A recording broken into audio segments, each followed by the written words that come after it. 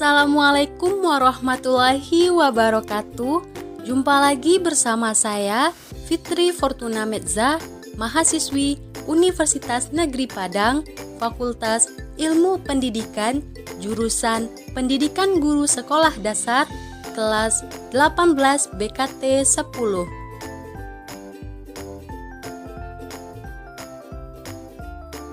Baiklah, pada kesempatan kali ini saya akan menyampaikan materi mengenai anak berkebutuhan khusus untuk memenuhi tugas akhir semester 5 mata kuliah Pendidikan Inklusi dengan dosen pembimbing Bapak NS Setiabudi, SCAP, MCAP.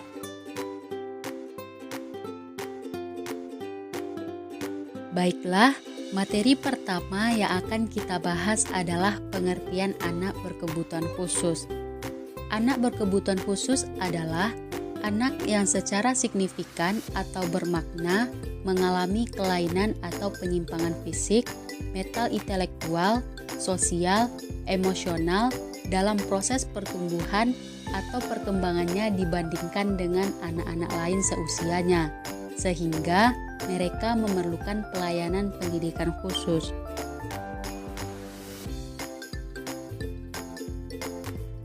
Anak berkebutuhan khusus adalah anak dengan karakteristik khusus yang berbeda dengan anak pada umumnya, tanpa selalu menunjukkan pada ketidakmampuan mental, emosi, atau fisik. Yang termasuk ke dalam ABK adalah tunanetra, tunarungu, tunagrahita, tunadaksa, tunalaras, kesulitan belajar, gangguan perilaku, anak berbakat, dan anak dengan gangguan kesehatan. Materi kedua adalah karakteristik jenis-jenis anak berkebutuhan khusus. Anak berkebutuhan khusus ini ada dua kelompok, yaitu ABK temporer atau sementara, dan yang kedua ABK permanen atau tetap.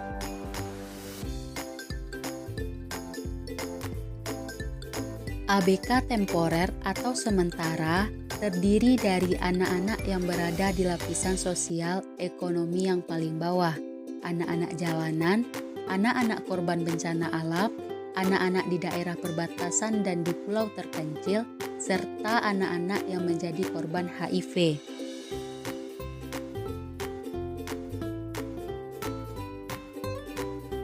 Sedangkan ABK permanen atau tetap memiliki karakteristik jenis-jenis ABK permanen. Yang pertama yaitu tunanetra. Tunanetra adalah anak yang mengalami keterbatasan penglihatan secara keseluruhan atau secara sebagian yang menghambat dalam memperoleh informasi secara visual, sehingga dapat mempengaruhi proses pembelajaran dan prestasi belajar.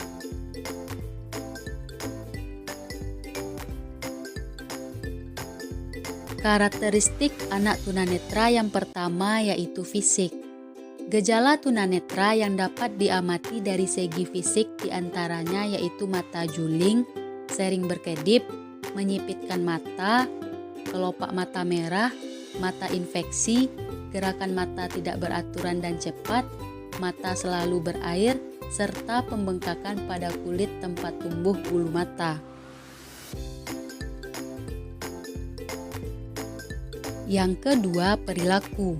Gejalanya seperti mata gatal, panas atau merasa ingin menggaruk, banyak mengeluh tentang ketidakmampuan dalam melihat, merasa pusing atau sakit kepala, serta kabur atau penglihatan ganda. Sedangkan yang ketiga yaitu psikis. Psikis ini terdiri dari dua kategori. Yang pertama yaitu mental atau intelektual.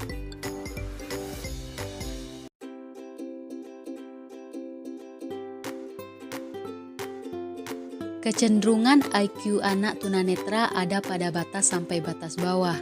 Jadi, ada anak yang sangat pintar, cukup pintar, dan ada pula yang kurang pintar. Sedangkan kategori yang kedua yaitu sosial. Tunanetra mengalami hambatan dalam perkembangan kepribadian dengan timbulnya beberapa masalah, antara lain yaitu curiga terhadap orang lain, perasaan mudah tersinggung, dan ketergantungan yang berlebihan.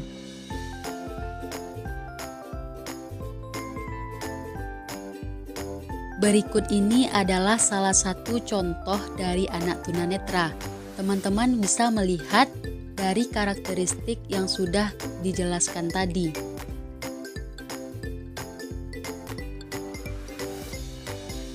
Yang kedua adalah tunarungu.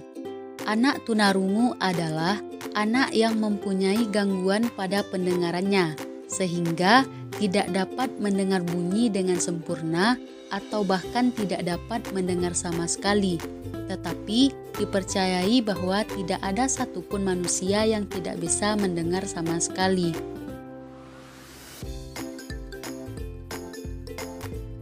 Karakteristik anak tunarungu ada 3. Yang pertama, karakteristik dari segi inteligensi. Prestasi anak tunarungu seringkali lebih rendah daripada prestasi anak normal, karena dipengaruhi oleh kemampuan anak tunarungu dalam mengerti pelajaran yang diverbalkan. Namun, untuk pelajaran yang tidak diverbalkan, anak tunarungu memiliki perkembangan yang sama cepatnya dengan anak normal.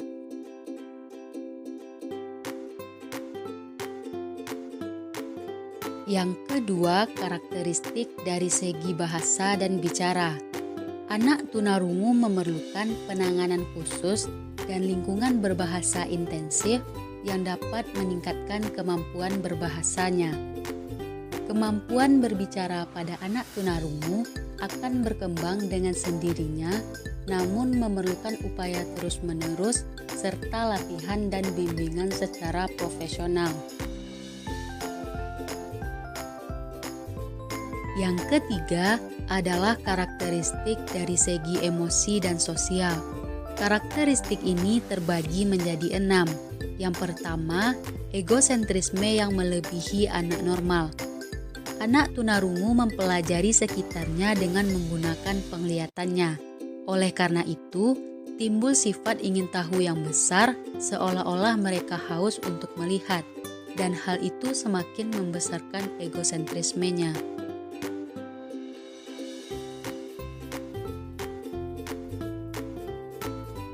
Yang kedua, mempunyai perasaan takut akan lingkungan yang lebih luas.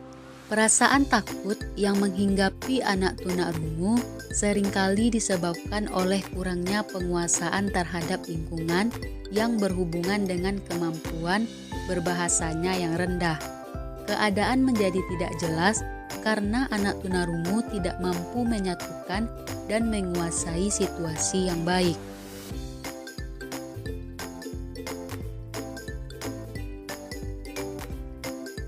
Yang ketiga, ketergantungan terhadap orang lain.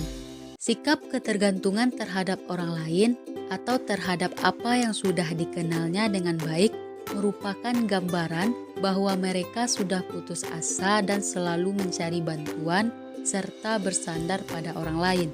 Yang keempat, perhatian mereka lebih sukar dialihkan. Jika sudah berkonsentrasi kepada suatu hal, maka akan sulit dialihkan perhatiannya ke hal-hal yang lain.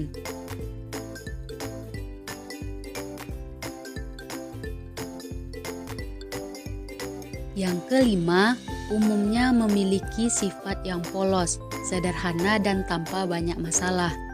Anak tunarungu tidak bisa mengekspresikan perasaannya dengan baik. Anak tunarungu akan jujur dan apa adanya dalam mengungkapkan perasaannya. Perasaan anak tunarungu biasanya dalam keadaan ekstrim tanpa banyak nuansa.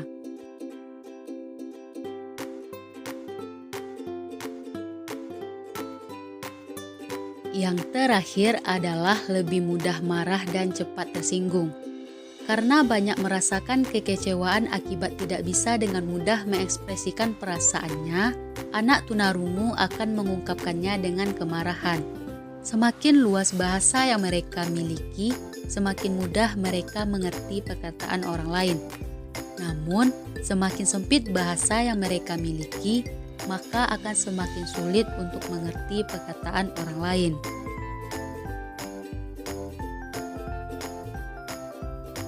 Berikut ini adalah salah satu contoh dari anak tunarungu beserta alat bantu yang digunakannya dalam belajar.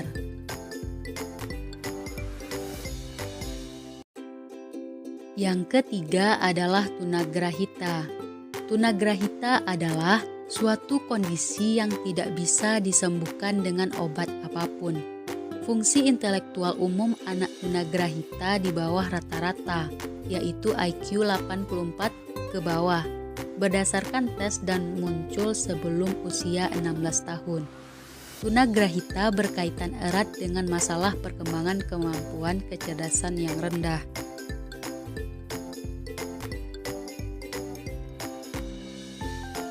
Karakteristik anak tunagrahita terbagi menjadi 3 bagian.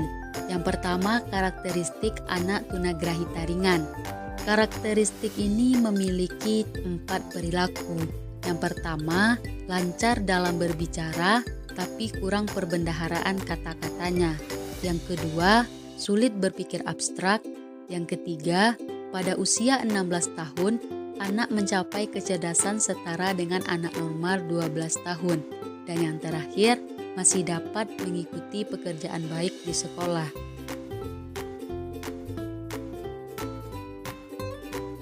Yang kedua, karakteristik anak tunagrahita sedang. Karakteristik ini terbagi lagi menjadi 2 bagian. Yang pertama yaitu karakteristik yang berdasarkan tingkat ketunagrahitaannya. Karakteristik ini terdiri dari 4 perilaku. Yang pertama yaitu mereka hampir tidak bisa mempelajari pelajaran akademik, namun dapat dilatih untuk melaksanakan pekerjaan rutin atau sehari-hari. Yang kedua, kemampuan maksimalnya sama dengan anak normal usia 7-10 tahun.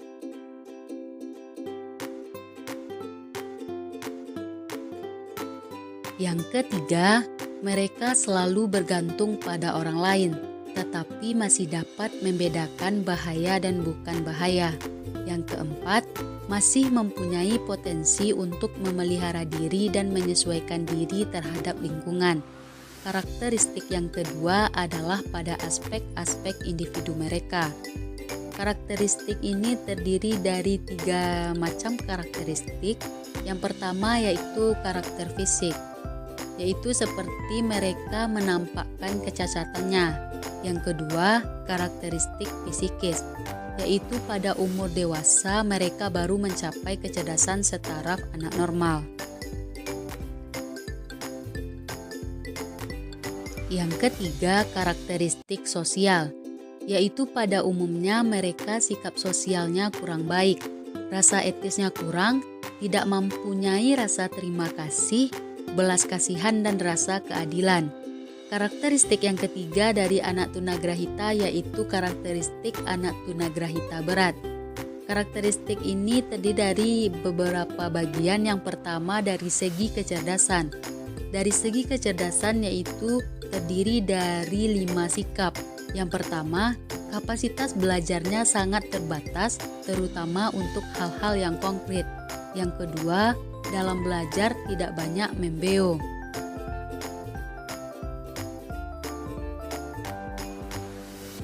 Yang ketiga, mengalami kesulitan menangkap rangsangan atau lamban. Yang keempat, memerlukan waktu lama untuk menyelesaikan tugas. Dan yang kelima, memiliki kesanggupan yang rendah dalam mengingat dan memerlukan jangka waktu yang lama. Selanjutnya dari segi sosial itu terdiri dari 5 sikap. Yang pertama yaitu dalam pergaulan mereka tidak dapat mengurus, memelihara dan memimpin diri.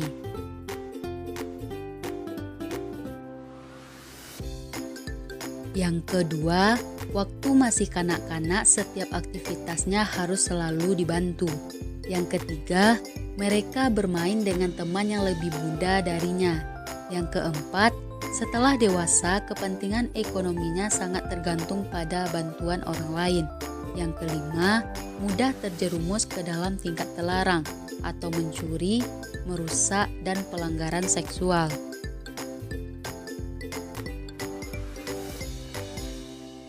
Dari segi yang ketiga yaitu fungsi mental lainnya, yaitu terdiri dari 2 sikap.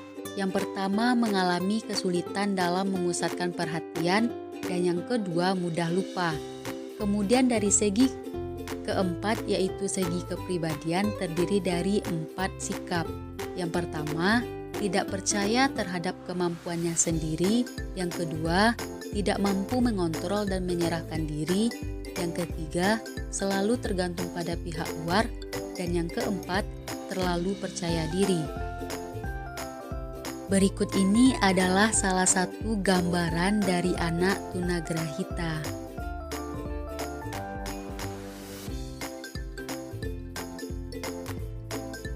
Yang keempat adalah tunadaksa. Menurut Hikmawati pada tahun 2011, tunadaksa adalah seseorang yang mempunyai kelainan tubuh pada alat gerak yang meliputi tulang, otot, dan persendian baik dalam struktur atau fungsinya yang dapat mengganggu atau merupakan rintangan baginya untuk melakukan kegiatan secara layak.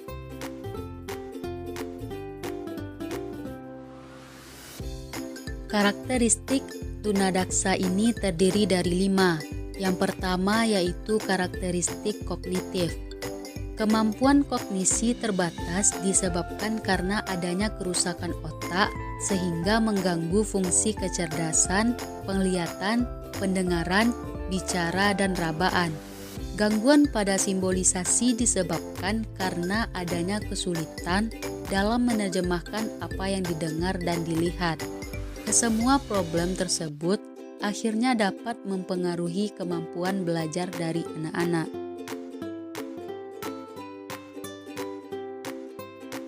Yang kedua adalah karakteristik inteligensi. Tidak ada hubungan antara tingkat kecerdasan dan kecacatan, tapi ada beberapa kecenderungan adanya penurunan sedemikian rupa kecerdasan individu bila kecacatannya meningkat. Hasil penelitian ternyata IQ anak tunadaksa rata-rata normal. Untuk mengetahui tingkat inteligensinya dapat dilakukan atau dapat digunakan Haussermann test atau tunadaksa ringan.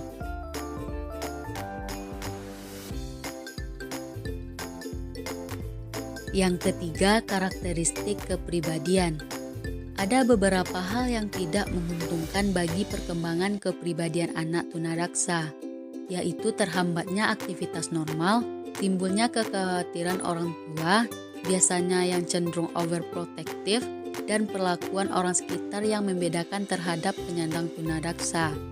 Efek samping akibat ketunadaksaan yang dialami menimbulkan sifat harga diri rendah, kurang percaya diri, dan kurang memiliki inisiatif.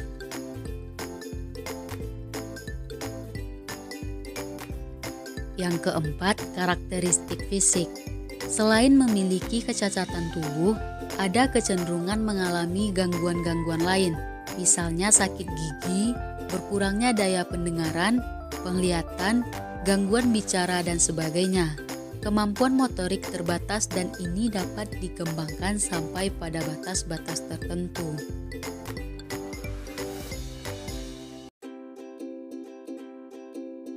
Yang terakhir adalah karakteristik bahasa atau bicara. Pada penyandang tunadaksa jenis polio, perkembangan bahasa atau bicaranya tidak begitu normal. Lain halnya dengan penyandang cerebral palsy. Gangguan bicara pada penyandang cerebral palsy biasanya berupa kesulitan artikulasi, fonasi, dan sistem respirasi.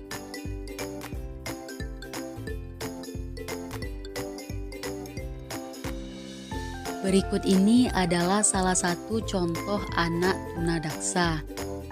Teman-teman bisa melihat dari gambar pertama tadi yaitu tunanetra, gambar kedua, gambar ketiga, dan gambar keempat. Dengan melihat gambar dan juga memahami karakteristik yang sudah saya jelaskan, teman-teman bisa membedakan apa beda antara tunanetra dengan tunadaksa dan tunagrahita maupun tunarungu.